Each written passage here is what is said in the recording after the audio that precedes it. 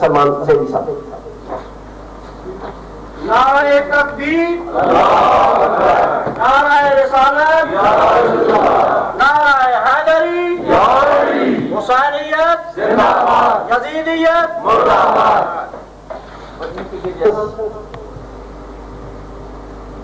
کہ میزبان بھی آپ سب، مہمان بھی آپ سب، کیونکہ آج کی یہ محفل ہم نے آپ سب نے سرکار حسین علیہ السلام کو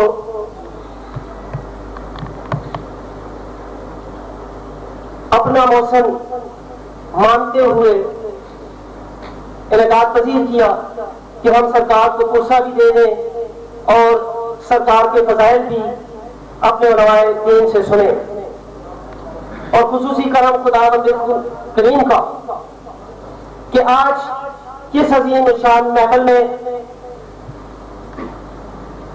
علماء دین کا ہر پھول ایک گلدان میں سچ کے گلدستہ بن گیا ہے، اور جب پھول گلدان میں سچ کے گلدستہ بن جاتا ہے تو پھر اس کو گلدستہ ہی کہا جاتا ہے.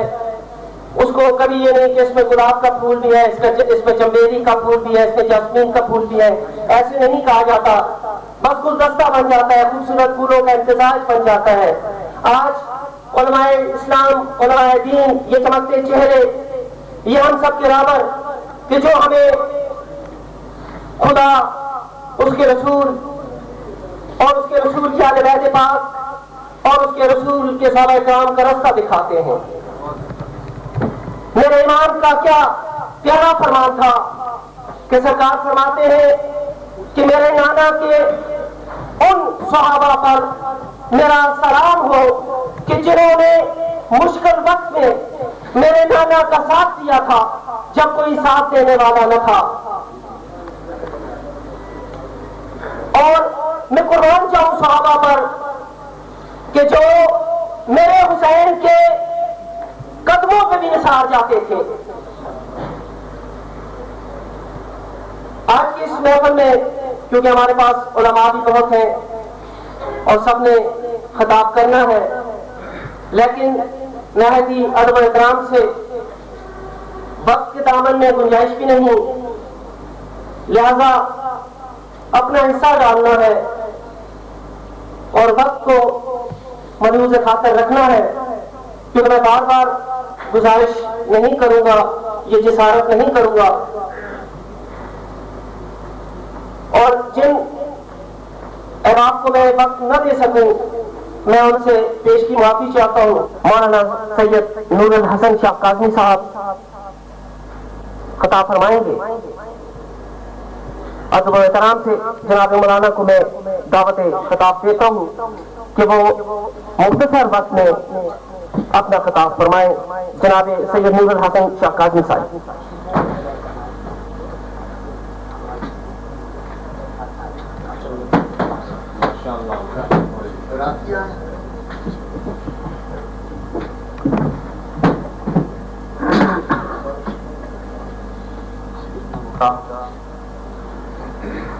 الحمد للہ وحدہ والصلاۃ والسلام علی من لا نبی بعدہ.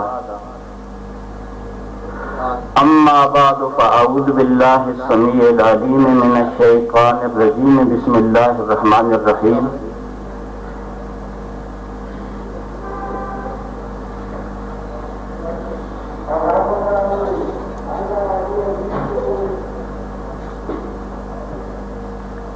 انا اعطیناک الکوثر فصل لربک وانحر ان شانئک هو الابتر. صدق اللہ مولانا العظیم. میرے محترم بزرگوں،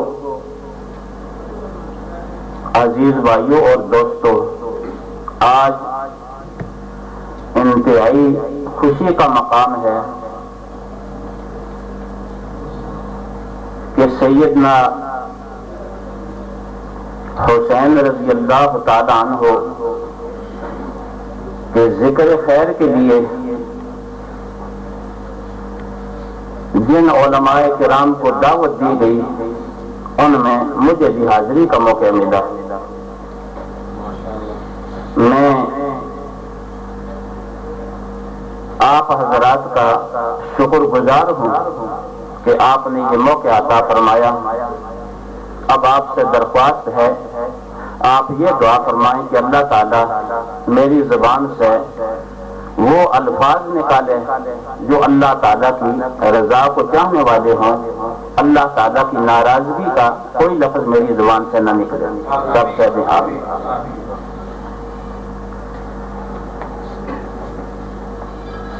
محترم حضرات، کائنات میں پوری انسانیت میں دو شخصیتیں ایسی ہیں کہ ساری مخلوق بلکہ پوری کی پوری کائنات ان کی عظمت پر متفق ہے۔ ان میں سے ایک جد الانبیاء حضرت ابراہیم خلیل اللہ علی نبینا علیہ الصلوۃ والتسلیمات، اور دوسرے سیدنا حسین رضی اللہ تعالی عنہ۔ یہ دو وہ شخصیتیں ہیں کہ ہر شخص اپنی ان کے ساتھ نسبت جوڑنا اپنی سعادت سمجھتا ہے۔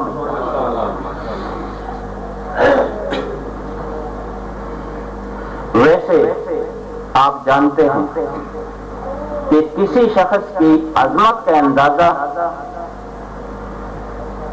یا تو عظمت دینے والے کی طرف سے ہوتا ہے اور یا پھر اس کے کارناموں سے ہوتا ہے۔ جو عظمتوں کی تقسیم کرنے والی ذات ہے اللہ تعالی جل جلالہ عما نوالہ، اگر ہم لوگ قرآن مجید کا مطالعہ کریں تو سیدنا حسین رضی اللہ تعالی عنہ بلکہ پورے آل بیت نبی صلی اللہ علیہ وسلم اور اصحاب رسول صلی اللہ علیہ وسلم قرآن مجید ان کی عظمتوں سے بھرا پڑا ہے۔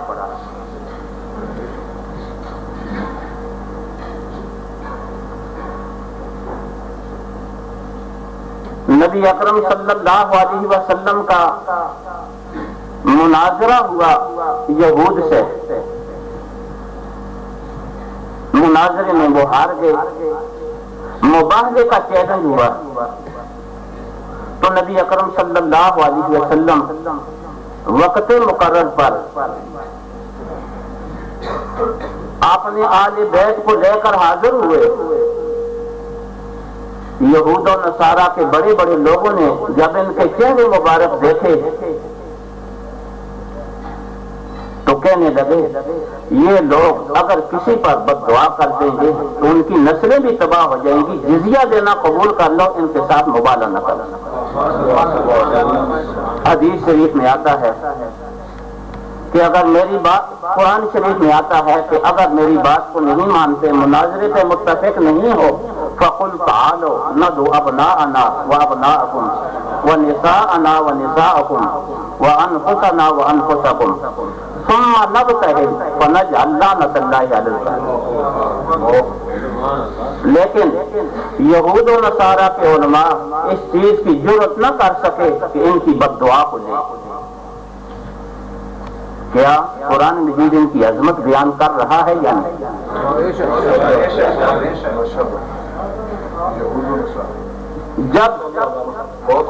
جب ازواج مطہرات ہماری مائیں، نبی اکرم صلی اللہ علیہ وسلم کی ازواج مطہرات تمام مسلمانوں کی مائیں ہیں۔ قرآن شریف میں آتا ہے وَأَزْوَاجُهُ أُمَّهَاتُهُمْ، ان کے متعلق سورہ احزاب کی آیتیں اتری تو آقا نامدار سرور کائنات حضرت محمد رسول اللہ صلی اللہ علیہ وسلم نے فرمایا کہ یہ جو آیات تطہیر ہیں میرے آل بیت بھی اس میں شامل ہونے چاہیے۔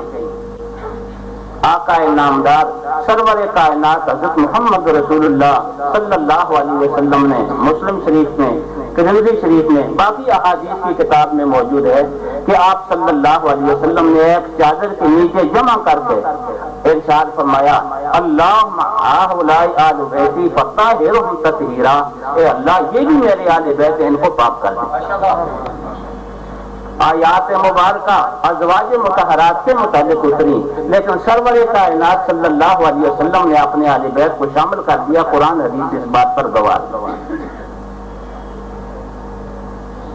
تو اگر عظمت کو دیکھا جائے تو عظمت والا وہ ہے جس کو اللہ تعالیٰ عظمت عطا فرمائے۔ تو دیکھو اللہ تعالیٰ جل جلالہ عما نوالہ نے کس طرح عظمت عطا فرمائی، اللہ تعالیٰ کی طرف سے کیسی عظمت، اور پھر اللہ تعالیٰ کے رسول کی طرف سے کیسی عظمت۔ آپ صلی اللہ علیہ وسلم نے کتنا اہتمام فرمایا ان بزرگوں کا۔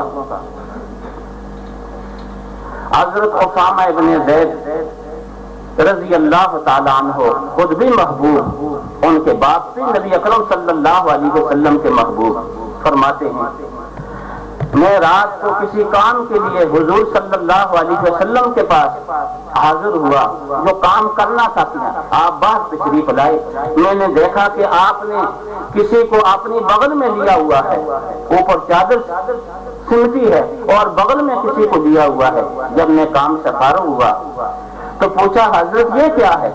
تو آپ صلی اللہ علیہ وسلم نے چادر مبارک اٹھائی، ایک طرف حضرت حسن ہے اور دوسری طرف حضرت حسین ہے، اور نبی اکرم صلی اللہ علیہ وسلم نے ارشاد فرمایا اللہم ہؤلاء، اے اللہ یہ میری آل بیت ہیں۔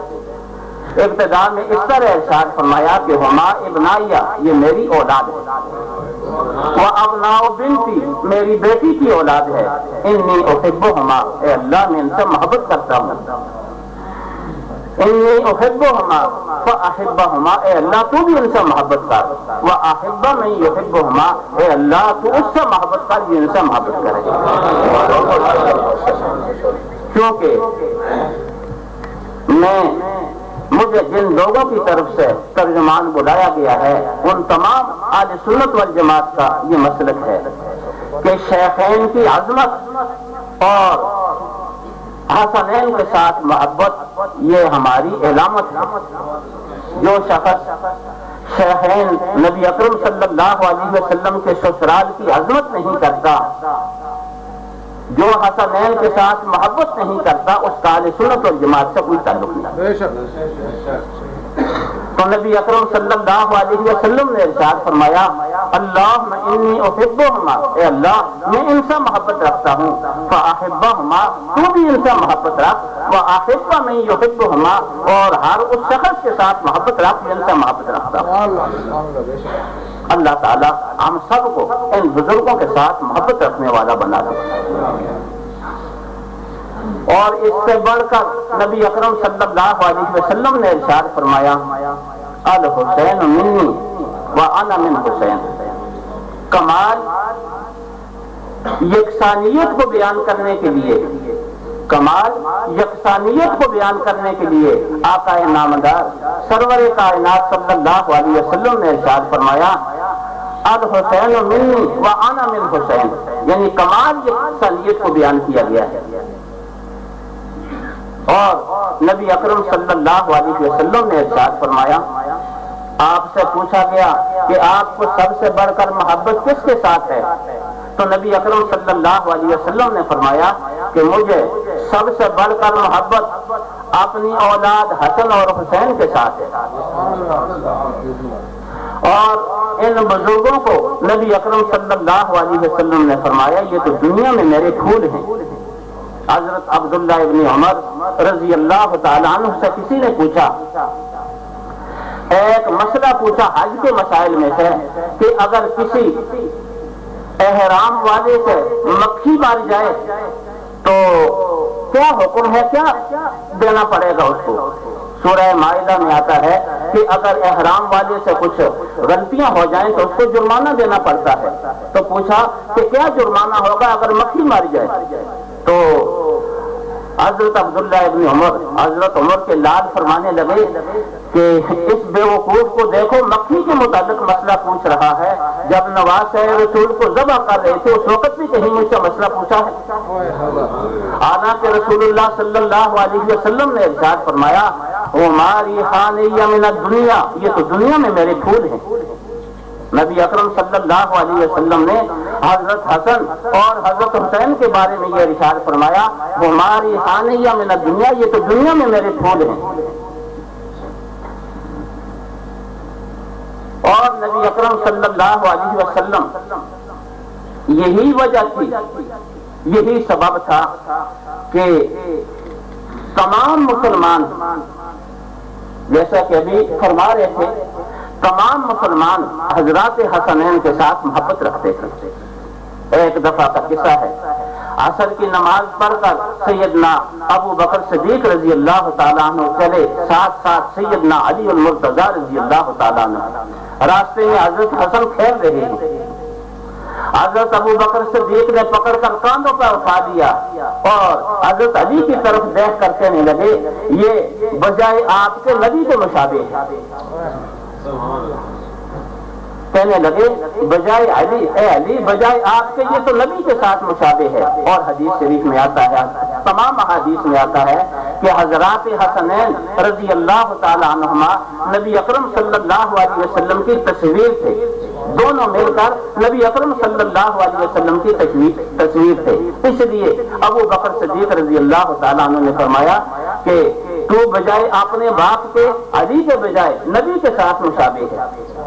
تو نبی اکرم صلی اللہ علیہ وسلم نے یہ ارشاد فرمایا کہ الحسین صبت من الاسباط، الحسین صبت من الاسباط، یہ تو جماعتوں میں سے ایک جماعت ہے۔ جس طرح سیدنا ابراہیم خلیل اللہ کے بارے میں اللہ تعالیٰ نے ارشاد فرمایا ان ابراہیم کان امۃ قانتا للہ، اسی طرح نبی اکرم صلی اللہ علیہ وسلم حضرت حسین کے بارے میں فرماتے ہیں ہے تو ایک فرد لیکن ہے جماعت، بلکہ جماعت پر بھی کیا ہے باری ہے۔ جس طرح بھی یہ فرما رہے تھے کہ اگر وہ ہمیں مشعل راہ نہ دیتے تو ایسے مشکل مسائل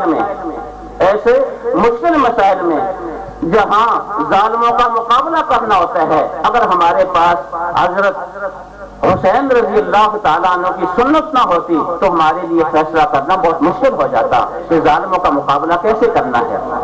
یہی وجہ تھی کہ سیدنا امام ابو حنیفہ رحمہ اللہ، سیدنا امام شافعی رحمہ اللہ، سیدنا امام احمد بن حنبل رحمہ اللہ، یہ سارے کے سارے مشہور تھے اس بات کے ساتھ کہ ان کو حضرات حسنین کے ساتھ بڑی محبت ہے، بلکہ بسا اوقات مخالف کچھ اور بھی کہہ دیا کرتے تھے،